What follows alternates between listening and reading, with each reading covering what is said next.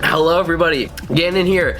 It is I, back with another Star Trek review. Today we are reviewing Lower Decks Season 2, Episode 2. This episode is called Kayshon, His Eyes Open, and it is a huge reference to our new crew member, our new cast member, somebody who hopefully, I hope, is going to be sticking around and is not going to be perishing in this season, because as you know, in the season finale, we lost a crew member. We lost the Chief of Security. I believe it was Lieutenant Commander Shax. He was Bajoran, and he valiantly gave his life in the last and final episode of Season 1. But in this episode, we get a new and awesome crew member, and you'll see. I'm going to get into him in just a moment. But you could probably, definitely hear it in my voice. I'm slightly sick right now. Definitely have a sickness coming on. I'm vaccinated. Hopefully it's not COVID, but as you know, there's new strains and stuff. I haven't been keeping up with it. I just hope I don't have COVID. But with all that being said, let's just get right into the review. We're starting off this week's episode with an opening gag between Mariner and Jett, because now that Boimler's gone, Jett is actually being reassigned to the lower decks. Mariner feels a little bit threatened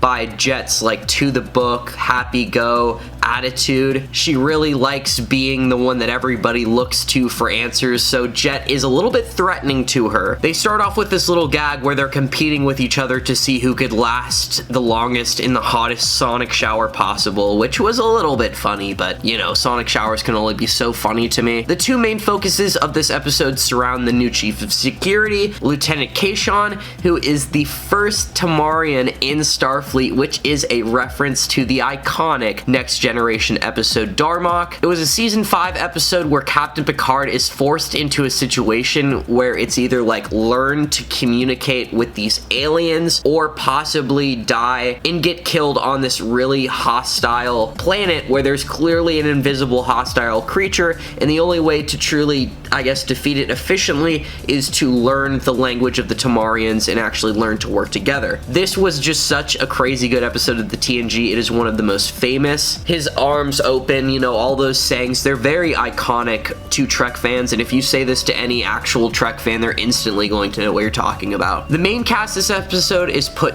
to work alongside Lieutenant Kayshon to inspect and record the contents of a space collector ship. The collector ship is a direct reference to the collector ship that stole data in the TNG episode The Most Toys. They actually directly reference the episode, saying that all the collectors have tried to collect data at some point, which is pretty funny. And so a collector has died, and the guild has tasked the Cerritos with safely documenting everything that's on the ship. First impressions, by the way, of Lieutenant Kayshon is that he's super nice. He naturally struggles with using English even with the universal translator, since his language is just so difficult and goofy. I'm just gonna be plainly honest, I like him a lot, and I think a Tamarian is such a cool pick for an alien Chief of Security to replace Commander Shax. We also get another quick clip portraying about how much of an aggressive warship the Titan is, and obviously we just love seeing Riker. Any chance that we get to see him is so fun. Some things I've spotted, by the way, in the collector's ship this episode, I feel like they kind of slightly maybe missed opportunity. They could have included a lot more references and stuff on the actual collector ship, and there are definitely going to be some that I missed, and even one that I'm just gonna plainly tell you guys that I didn't understand. I've spotted a Terran Mirror Universe flag. I also spotted a Earth arcade machine, an Earth looking rover, a TOS looking panel, but I could be wrong. It could be from the Next Generation or something else. We also saw some Klingon weaponry and some Vulcan ceremonial weapons. In the little side arc this episode, we're brought back to Boimler on the Titan, and you see and learn that the Packlids are after this volatile substance named Veruvian ore. It's a substance that they're basically using for terrorism. All these scenes on the Titan are basically implying that Boimler may have bitten off more than he can chew. He's not really down with how aggressive the bridge crew is and how they're really just looking for a thrill, and they're really trying to shoot things rather than actually be really Starfleet. It's made abundantly clear, by the way, that Riker just loves using weird, silly metaphors. They basically just plan an away team to infiltrate the Packlids, and Boimler ends up being a member of that away team. Back to the collector's ship, you learn that the collector's name was Colonel Hodge, and that he owns the fortification helmet of Kahless, which when I heard that,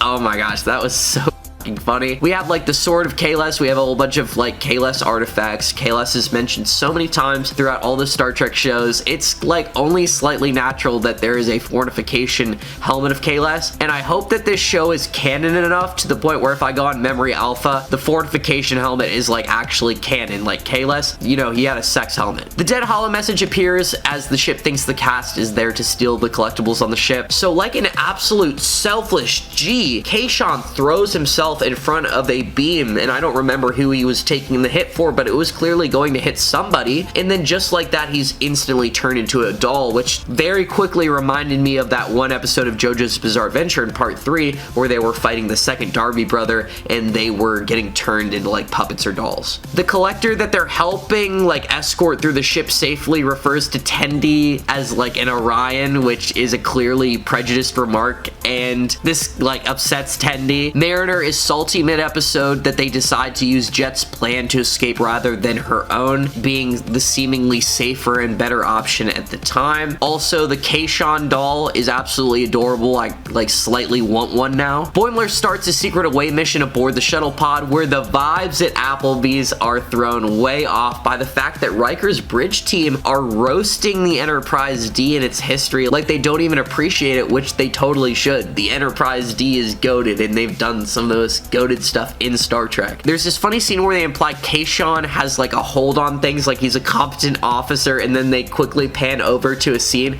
where he's just a doll in the hands of the main cast, and they're all almost dying. That was really funny, and the collector there is hilariously selfish. He's totally trying to steal the Kahless sex helmet, whereas he's eventually just destroyed by a giant pile of bones, and they also had this like enlarged TOS body wearing a science shirt. I don't know what that was supposed to be. I don't get that. I don't really have time to search for what that could have been right now. If you guys want to leave down in the comment sections like what that actually is, please let me know, because I did not understand that reference. Mariner hits these floating Roombas and pisses them off, so they instantly try to suck them all to death. Also around that scene, you see there was a quick little Savage Curtain reference where there was a diorama of not only the Lincoln corpse, but there was just one of those rock monsters from the episode as well. Boimler's team gets exposed while trying to steal the Pakled snacks. Mariner has a natural heart-to-heart with Jett where they attempt to understand each other. In the process, come up with the idea to consult Tenny and Rutherford, aka the rest of the away team, for an actual plan to escape, because they're constantly kind of butting heads to see whose plan is going to be better. The away team is trapped in a final stand. Boimler gives a speech to the crew about what Starfleet is really about how they should honestly learn to appreciate the events that happened on the Enterprise D, and then they also foreshadow the events that are about to come by referencing Riker's like clone brother that was created in a transporter accident. But in the process, Boimler actually finds a way to save the day and get the away team out of there, and in the process he's almost like killed by the Paklids, and they just barely get him through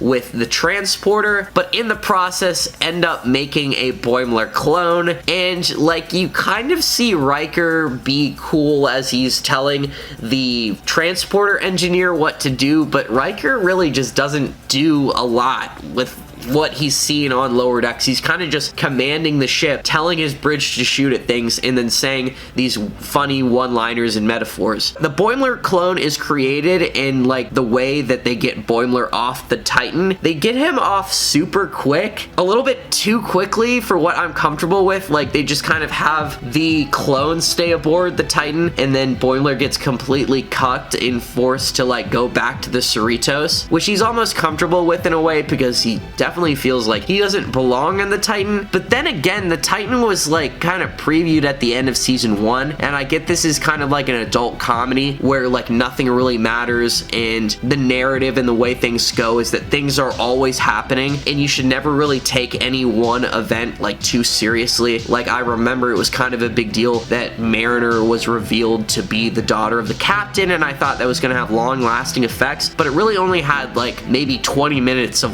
effects that that reached into the first episode, because this is just like an adult comedy where there's only like 10 episodes in the season, so they can only do so much. But also I have to straight up criticize and say that I feel like if you're gonna bring Riker in, and then also like Deanna was at the end of season 1, and I don't even know if we've seen her like at all in season 2, which is a huge disappointment to me. I just think that the Titan was completely underused. I think they're gonna come back and do something like later in the season, but I don't think we're really going to get that like POV from Boimler, and I guess I'm just a little bit disappointed with the lack of what we got from the Titan. It was just kind of a little bit of funny, oh, we get to see Riker, and Boimler understands that maybe this isn't for him, and then also just a complete lack of Deanna, which I'm like kind of salty about. So basically in the end they make it off the ship, and we see that Lieutenant Kayshon is luckily okay as he walks into the mess and tries his best to hit on a crew member. He gets rejected, but since he's such a cool guy, he takes it like an absolute champ, which is always good to see. You love to see people respecting women in their space. This was a solid second episode. Like, it was really solid. I enjoyed it, but it wasn't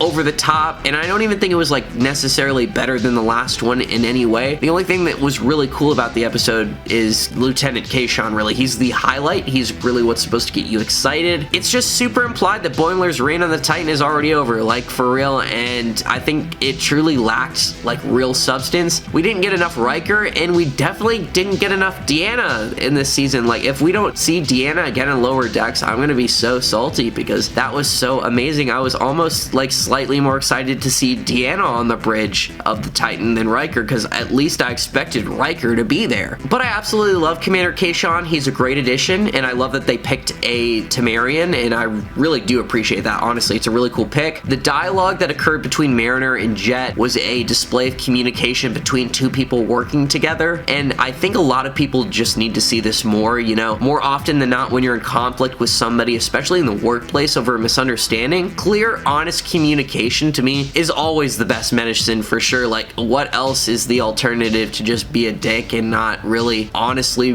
relay your feelings? Like, that's never going to be a productive thing to do. You know, I always think that honesty and communication is really the best thing to do, and I think that that's really what they were trying to get across here, and it's good to see. I mean, even in like small parts of an adult cartoon, I feel like Trek is trying to push in some meaningful themes that could help people in these situations. But yeah, I think I gave last episode, like the season premiere, a 7.5 out of 10. This one is getting a 6.5 to a 7 out of 10, just because I am slightly disappointed by the lack of Boimler on the Titan. I feel like that just really lacked a little bit of substance to me. I feel like Riker could have done something meaningful. We could have got a cool scene from him. We could have just at least seen Deanna one more time, people. Like, come on. So for all that reasons, solid episode, but it's not necessarily like better or worse than the last one, and I actually have something to criticize this episode like for. So for all those reasons, like, not hating on this episode, but it's gonna get a 6.5. But with all that being said, thank you guys so much for watching another one of my Star Trek reviews. I am looking forward to all the new Trek coming out this season. No matter like how iffy or like what they do, I'm just always excited to see what Kurtzman Trek has in store for us. With all that being said, if you enjoyed the video, please slap a like on it. If you have anything that you want to discuss with me about concerning Star Trek or just anything in general, leave it down in the comments below. I'll be sure to get back to you. If you're enjoying the content that you see on the channel, I would be very flattered if you were to subscribe. I'm trying so hard to get to 1,000 subscribers. Oh, I want it so bad. It would be so nice to have 1,000 subscribers. So if you guys want, I would be very flattered if you were to subscribe to the channel. With all that being said, I'm gonna have to see you guys in the next one. Live long and prosper.